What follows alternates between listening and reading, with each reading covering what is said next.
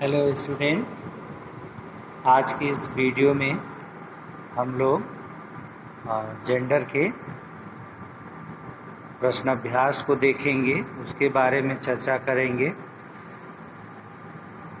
क्योंकि पीछे के वीडियो में हम लोग इस चैप्टर को पढ़ चुके हैं, तो आइए हम देखते हैं इसके प्रश्न अभ्यास के प्रश्नों को। देखिए, इसमें पहला जो प्रश्न है, नीचे दिए प्रश्नों के उत्तर दीजिए। प्रश्न दिया हुआ है, इसका उत्तर जानना है, हमको लिखना है। पहला प्रश्न है, लिंग किसे कहते हैं? और उदाहरण दे करके स्पष्ट करना है। तो लिंग किसे कहते हैं? भाई, शब्द के जिस रूप से हमें यह पता चलता है कि वह पुरुष जाति का है या स्त्री जाति का, उसको ही हम लिंग कहते हैं। इसको कहते हैं भाई, जिस शब्द के जिस रूप से यह पता चले कि वह पुरुष जाति का है या स्त्री जाति का, उसको हम लिंग कहते हैं। दूसरा है, नहीं, उदाहरण लिख लीजिए। उदाहरण जानना है हमको, उदाहरण भी।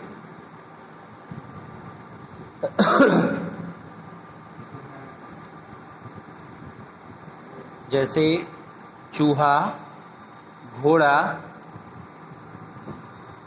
लड़का, माली, घोड़ा, शेर, लेखक, ये सब शब्द जो है पुल्लिंग है।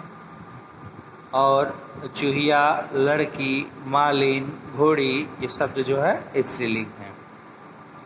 लिंग के कितने भेद हैं? प्रत्येक का उदाहरण दीजिए। तो लिंग के कितने भेद हैं? लिंग के 2 भेद हैं। लिंग के 2 भेद होते हैं, पुल्लिंग और स्त्रीलिंग। हिंदी में लिंग 2 प्रकार के होते हैं, पुल्लिंग और स्त्रीलिंग। पुल्लिंग, पुरुष जाति का बोध कराने वाले शब्द पुल्लिंग कहलाते हैं। यानी जो शब्द पुरुष जाति का बोध कराए वह पुल्लिंग होते हैं, और जो शब्द स्त्री जाति का बोध कराते हैं तो उनको हम स्त्रीलिंग कहते हैं। जैसे अभी अभी मैंने आपको उदाहरण बताया पुल्लिंग का, जैसे चूहा, लड़का, माली, घोड़ा, शेर, लेखक आदि। और स्त्रीलिंग में मालिन, घोड़ी, शेरनी, लेखिका, बच्ची आदि। यानी शब्द से ही पता चल जाता है। तो शब्द के जिस रूप से हमें ये पता चले कि वह किस जाति का है, पुल्लिंग है या स्त्रीलिंग है, तो उसको हम लिंग कहते हैं। लिंग के कितने भेद हैं? 2 भेद होते हैं, पुल्लिंग, स्त्रीलिंग। दूसरा प्रश्न है, सही पर सही या गलत पर गलत का निशान लगाइए। तिथियों के नाम स्त्रीलिंग होते हैं। तिथियों के नाम स्त्रीलिंग होते हैं। सही है कि गलत है?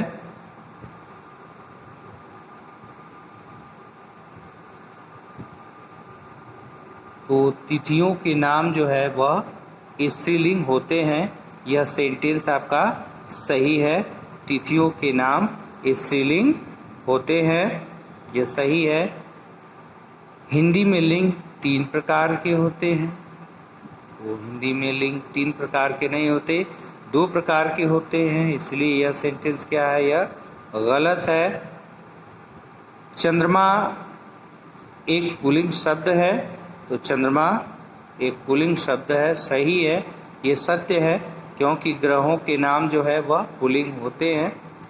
विधुर का स्त्रीलिंग विधवा होता है, ये सही है कि विदुर का स्त्रीलिंग जो है वह विधवा होता है। चील एक स्त्रीलिंग शब्द है, तो यह गलत है, क्योंकि चील को हम क्या करते हैं? स्त्रीलिंग करने के लिए मादा चील कर लेते हैं और पुल्लिंग करने के लिए नर चील कर लेते हैं। तो यह लिखा है कि स्त्रीलिंग शब्द है, तो इसलिए यह गलत है। वर्णमाला के अक्षर स्त्रीलिंग होते हैं, तो वर्णमाला के जो अक्षर होते हैं वह स्त्रीलिंग होते हैं। वर्णमाला के अक्षर स्त्रीलिंग ही होते हैं।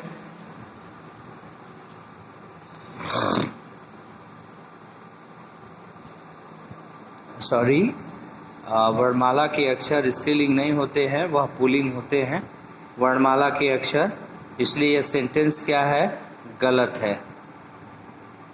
प्रश्न नंबर 3 देखिए, नीचे दिए शब्दों के लिंग बताइए। जेंडर बताना है इन शब्दों के हमें।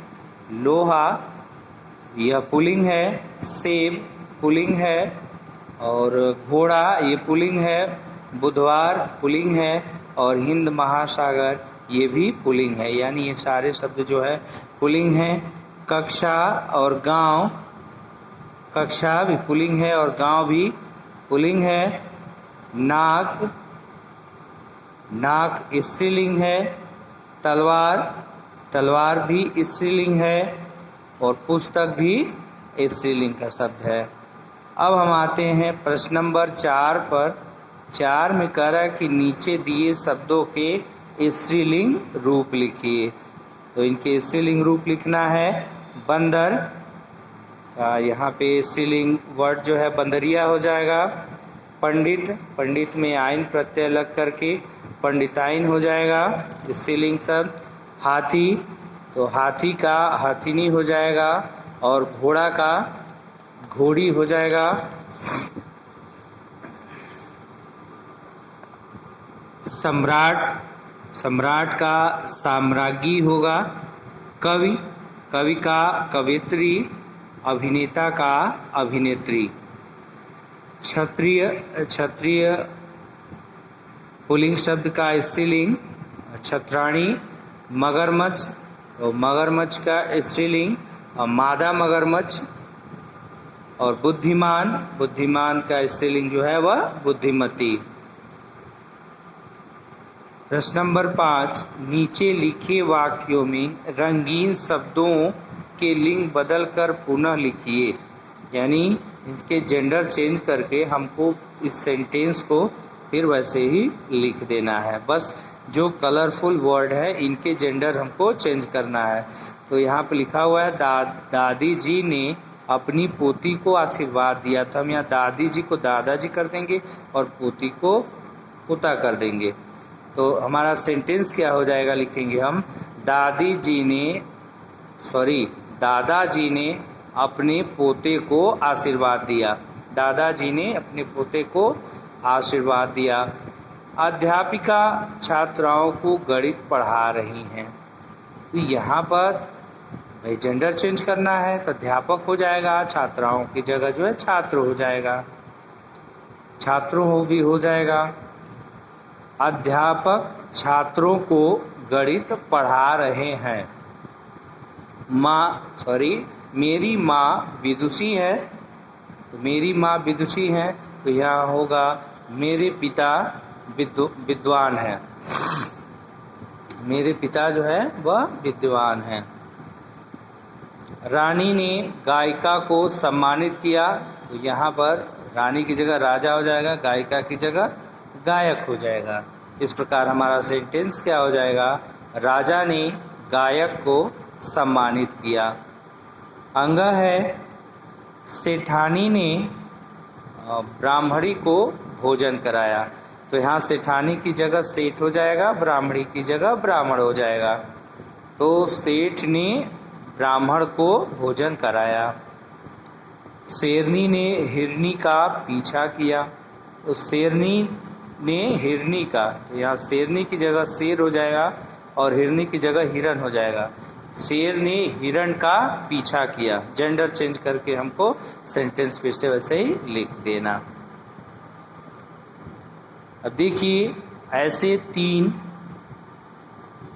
तीन शब्द लिखिए जो सदा पुल्लिंग या स्त्रीलिंग की तरह प्रयोग किए जाते हैं। तो नित्य पुल्लिंग होते हैं कुछ शब्द, जैसे पर्वतों के नाम, ग्रहों के नाम, भारतीय महीनों दिनों के नाम।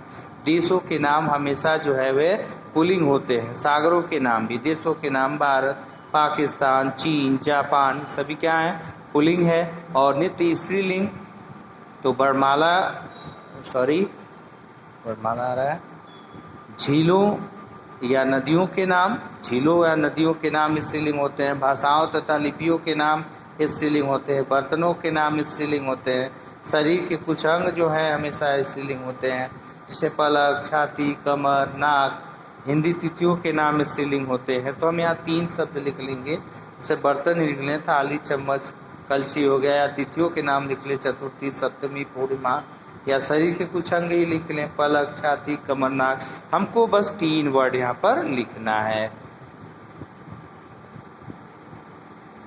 अब आते हैं हम प्रश्न नंबर 7 में। प्रश्न नंबर 7 कह रहा है नीचे लिखे शब्दों का लिंग वाक्य प्रयोग द्वारा स्पष्ट कीजिए। यानी ये जो शब्द दिए हुए हैं हमको वाक्य बनाना है, वाक्य में प्रयोग। आप वाक्य प्रयोग जानते हैं कि वाक्य में हम कोई ऐसा सेंटेंस बनाएंगे जिसमें इस वर्ड का प्रयोग हुआ हो, यूज हुआ हो। और कैसे भाई, ये शब्द पुल्लिंग है कि स्त्रीलिंग है, सेंटेंस भी उसी प्रकार से हम बनाएंगे ताकि ये स्पष्ट हो जाए, इनका लिंग, जेंडर समझ में आ जाए। अब बूंद है तो बूंद बूंद पानी टपक रहा है, या बूंद बूंद पानी टपकता है।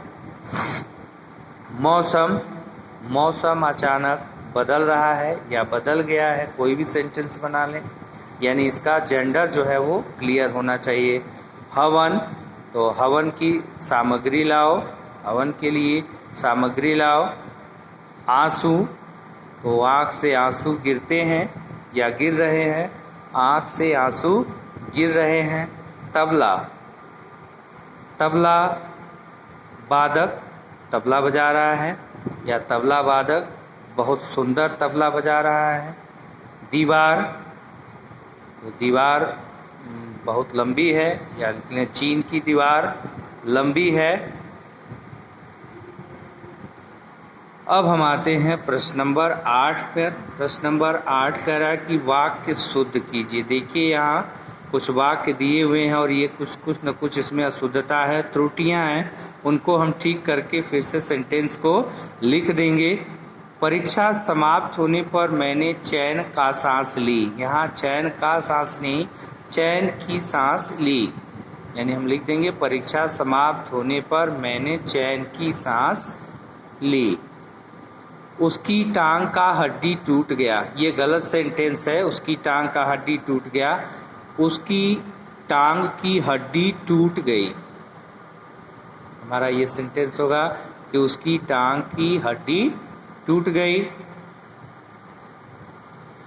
तीसरा है वह बहुत धीमा आवाज में बोलती है। वह बहुत धीमा आवाज में बोलती है, तो वह बहुत धीमी आवाज में बोलती है, धीमी आवाज में बोलती है। सुकृत का बहन बहुत बुद्धिमान है, ये भी सेंटेंस गलत है। सुकृत की